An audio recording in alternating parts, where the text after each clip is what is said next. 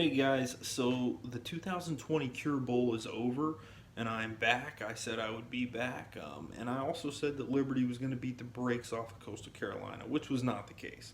It was a great game. Hats off to Coastal Carolina, but Liberty did get the win. I thought Liberty was a better team. They played three Power Five schools, going 2-1 against those schools. Their only loss coming to an 8-3 North Carolina State team that they actually had a shot at winning the game, but Liberty came up with a win. And at the end of the day, you got to give it to both schools. For G5 schools, for Hugh Freeze and Liberty, for the Coastal Carolina squad, I mean, these are great seasons. You hang your hat, you give yourself a round of applause, and try to put things together and come back and do it again next year. And maybe you get a shot at a playoff. Probably not. And there's a reason why not. And I think if you watch that game tonight, you know what that reason is. Look, I think a lot of people actually watch Coastal Carolina because they've heard the talk on, maybe they were deserving and they kind of wanted to see what they were, what they had to offer. And I think you could watch that game and go away and leave saying, hey, it's a good football team. You got pretty good players, and they're entertaining to watch. But I think you could also leave and say they're definitely not one of the four best teams, and it's a good thing they didn't get in the playoff because they would have got absolutely annihilated by either Clemson or Alabama. But I think there were some questions answered tonight. Now, there's a lot of debate right now on why we need to expand the college football playoff. Okay, I'll go on record right now and say I don't think we need to. I think four teams and picking four teams is good enough. There was a debate years and years ago when Power Five schools would go undefeated and the AP poll or the coaches poll or the UPI poll would just pick a national champion. That was a problem. So then they came up with the BCS. The BCS started pitting the number one and number two teams against each other. That was better, but there were still some issues with it. There were still times where, well, how did this team become number one and this team become number two? What about the number three team? I think the number three team is better than the number two team. Same debates that we're having now.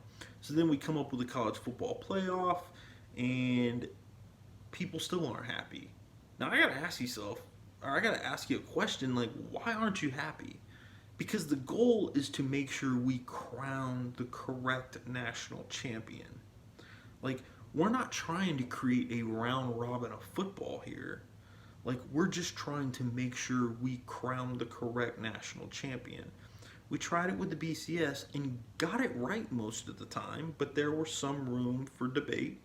So then we went to a 14 playoff, and I think we've gotten it right every single year. But now the debate is not on who gets to play in the national championship, it's on who gets to make the playoff. Well, that's not the point of the playoff. The point of the playoff is to make sure we have the right team in place and we crown the correct national champion. And we've done that every single year. Now, I know you can look back and, the inaugural year, 2014, Ohio State was the number four team, beat the heck out of Wisconsin in the Big Ten Championship, slid into that number four spot, knocked off Alabama, and then went on to beat Oregon and win it. So then, people can say, well, what if Ohio State wouldn't have gotten in? They were the best team. They they were the best team and they wouldn't have got in. So how do we know we had it right? How do we know that the team behind them couldn't have beat them? We don't know that. That's the thing. We don't know that.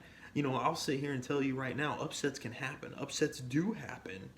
But the fact of the matter is at the end of the year, Ohio State was probably playing the best football in the country, and I don't think anybody's going to argue that. If we expand the college football playoff, there's just going to be more room for debate. Okay, there's going to be more room for debate if we go to 8 teams.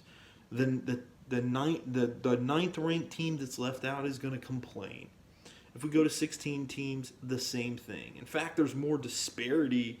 I think there's more of a debate when you go to a larger number of teams, because if you look at the top 25 right now, I mean, you've got one-loss teams ranked, in the 20s, and then you've got 3 and 4 loss teams, ranked, in the top 15. So I mean, how does that even add up? I think that just makes it worse. You know, if we do expand it, I think one of the things that we should do is just to eliminate all people complaining. Let's invite 2 G5 schools, maybe 1 G5 school, but 2 G5 schools, and say, hey, if you're a G5 school, the highest ranked G5 school makes the college football playoff. If we do a 16-team playoff, 2 spots saved for G5 schools. If a G5 school is good enough to be ranked, number 6 or number 7 in the country, good for them. Then that's fine. They're in there.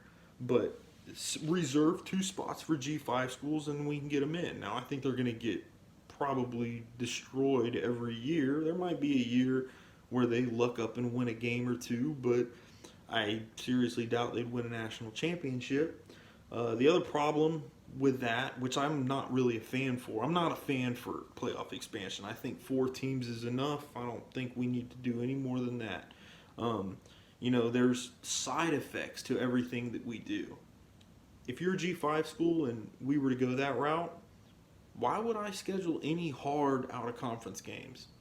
What would be my incentive? My incentive would be to go undefeated and then maybe lock up one of those spots.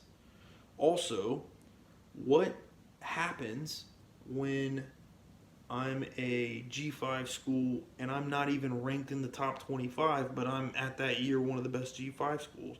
Now I'm leapfrogging teams because, I had the second best record in G5, so I automatically get a spot. That's not fair either. The point is it doesn't matter how you do it, doesn't matter what you do, it's not going to be fair. But the point is we're not trying to make the playoff fair. We're just trying to crown the most deserving person as the national champion. And we've done that.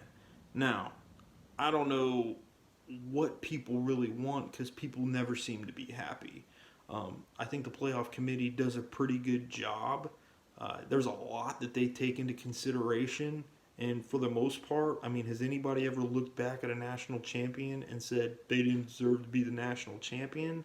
I think not. I think we can all look back and say, probably we're the best team. Now, maybe, in the 90s and the 80s, 70s, going way back in time when teams split national champions, we've come a long way from then, and I think things are a lot better now. But the truth is college football has kind of picked up some steam, and now it's fun to debate this on TV, and people like to talk about it. But the truth is our goal is to just make sure we crown the correct national champion, and we've done that. That's all I'm going to say right now. I just wanted to come back on here and say that Coastal Carolina Liberty played a great game. Coastal Carolina Liberty, there's nothing wrong with not being invited to the playoff. You guys probably didn't deserve a shot at the playoff, but hang your hats on a great season.